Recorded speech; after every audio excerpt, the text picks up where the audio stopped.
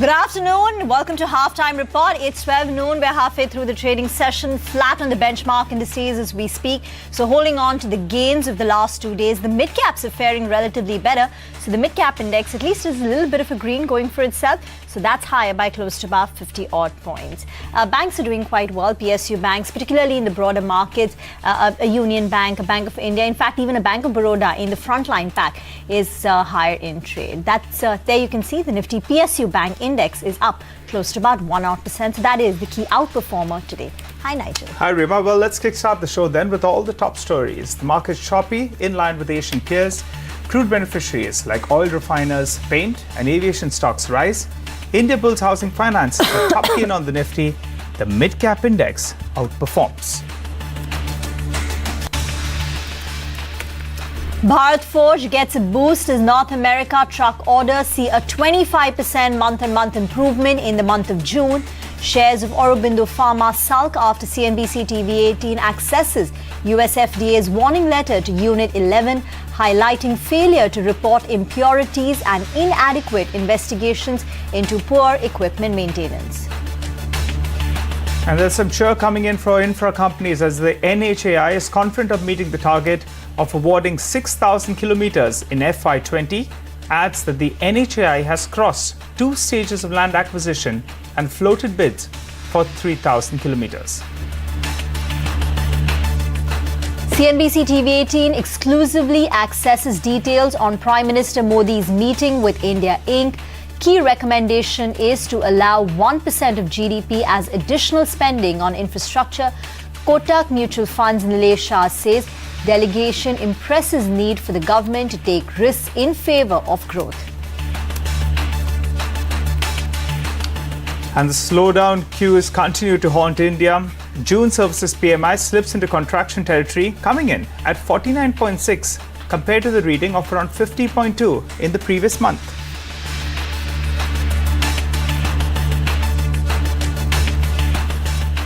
Well, negative news coming in for Bharti Airtel, where the Department of Telecommunication has moved the Supreme Court against the Bharti Tata Tele merger. They've reiterated the demand for 8,300 crore of spectrum dues. They're seeking a bank guarantee of 7,000 crore rupees as well as upfront payment of nearly 1,300 crore rupees as one-time spectrum charges.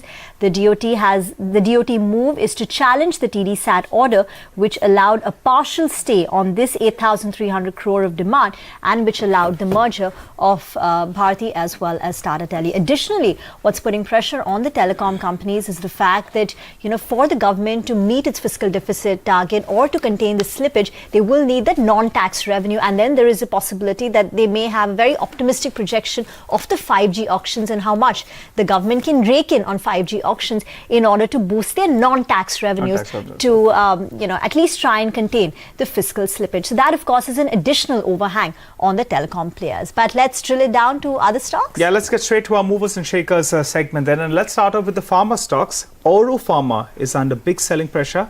Ekta is with us to run us through all those details. Ekta. Well, yes, definitely negative news, which is really coming for Aurobindo Pharmaceuticals, where they've received a warning letter for their Unit 11. Now, remember that 3 of their units already had an official action indicated status, and we already knew that one of the units, which is basically Unit 11, had received a warning letter. So the street had factored in a lot of the negative news, but it's reacting to the details of the warning letter. So, for example, it is mainly driven by issues around the manufacture of the valsartan API.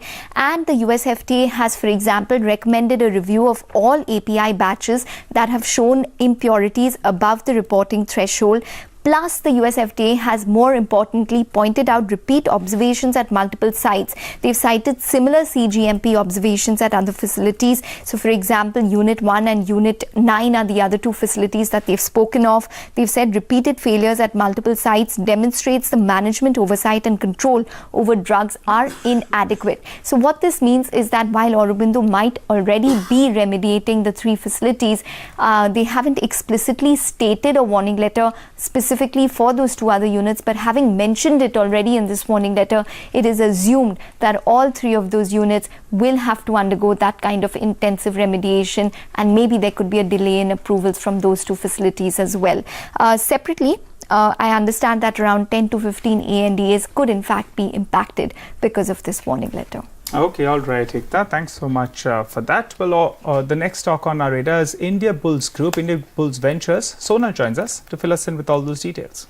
Well, thanks a lot for that, Nigel. And the company has come out with a quarterly update on their microfinance business. Well, India Bulls Consumer Finance, that is the wholly owned subsidiary of the company, has given the details of their quarterly operations, where they say that loan disbursal for quarter 1 of FY20 has grown by 88% on a sequential basis and over 1,000% on a YY basis. So if you go by the trend, they disbursed around 9.2 lakhs worth of loan in the quarter gone by, which was around 4.6 lakhs in quarter 4 of FY18 and around 0.6 lakhs only in the same quarter last year. So that's a good growth, and this particular business contributes substantial amount of revenues for the company. So it is a good news, and the stock is buzzing on the upside.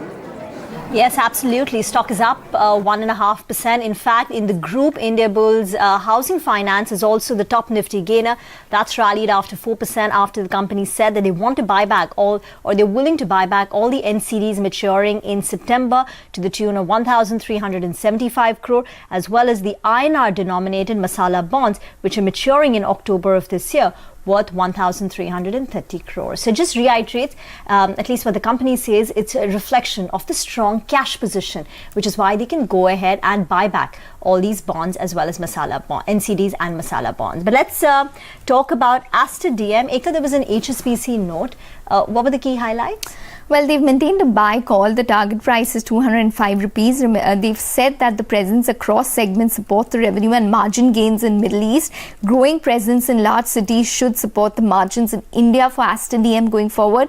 Both Middle East as well as Indian operations are moving ahead as planned, and the company currently is trading at over 40% discount to its peers despite a strong profile. So that's probably one of the reasons why you're seeing the stock go up. Remember that it was in focus on account of True North exiting its stake in Aster DM, and that was under pressure on account of that. They've exited around 7 to 8% stake within the company. All right, that overhang out of the way, and HSBC is incrementally positive on the stock, listed at around 180 rupees, saw a sharp correction, but with that overhang out of the way and with that HSBC note, the stock has now moved to the day's high.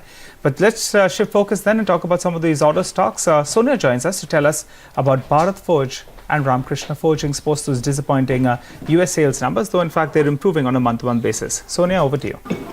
Thanks for that. So, you can read it both ways. As you rightly pointed out, on a year-on-year basis, it is still a big disappointment. It's a 70% year-on-year fall that we've seen in North America truck orders. So, there's no improvement there. But on a month-on-month basis, there is an improvement of almost 25%. The thing is that the month of May was extremely disappointing. So, if you look at the trajectory, the month of May had seen record low North America truck orders at just 10,800 units. So from that, there is a pickup of around 25% but it's still much lower than the run rate of around 15 to 20,000 that we've seen in the preceding months. So that's perhaps the reason why you're seeing some volatility in the stock as well.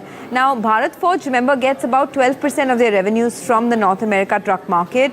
The management in their own admission said that things are very slow, especially they're quite challenging in the overseas markets. So the street has been factoring that in. Ramkrishna Forgings also gets about 20% from the North America truck market. Now, recently CLSA had maintained a sell call on Bharat Forge. They slashed their target price to 390. They did mention that there is a risk of a simultaneous slowdown in all three of their key businesses, and industrial exports as well are at a risk of a big slowdown. So yes, you can say that month on month there is a recovery from the rock bottom that we saw in the month of May, but year on year it's still a 70% slowdown, so not out of the woods just yet.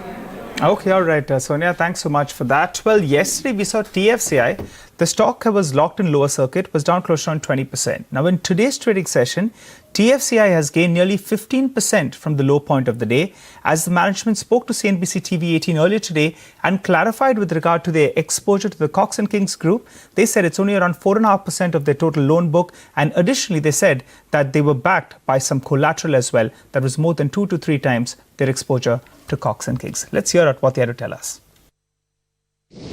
Our exposure to Cox & Kings is very nominal. It is hardly about 4% of my 4.5% of my total loan book and total loan and total asset size. It's 110 crores. That's all. The NPA accounts which were there in my books as on 31st March, 2 of the accounts have already been resolved. One account will be closing in the month of July. I'm regularly getting payment. Another account will be upgraded in the month of September. Okay, all right. Besides that, very importantly, there's a technical play as well that could be happening on TFCI. Remember the Cox and Kings overhang? That will stand till, in fact, they can go ahead and liquidate those investments that they have. But besides that, Rajasthan Global Securities, yesterday they were the big sellers. They sold roughly around 4.2 lakh shares. I was looking at the shareholding.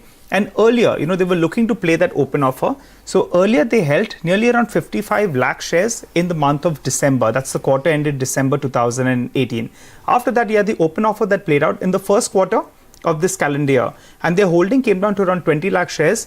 Now, in fact, yesterday they sold around 4.2 lakh shares. So they could have had around 15 lakh shares. And looking at today's volumes, if in fact they were selling and all that selling has been absorbed, that could be another technical reason why the stock is bouncing in today's trading session. The overhang in terms of the big seller that was out there, that could have been absorbed. So that could be another reason why the stock, because now it's up nearly around 16-17% from the low point of today. Absolutely. Thanks so much for highlighting that. Here's a quick recap then of the top buzzing stocks. We've got Bharti Airtel, Oro Pharma, Indiabulls Ventures, Indiabulls Housing Finance as well, Aster DM, Bharat Forge, Ramkrishna Forging, as well as Tourism Finance. We'll get into a break on that note. On the other side, IOL Chemicals is a stock which is on our radar on the back of CARE upping their rating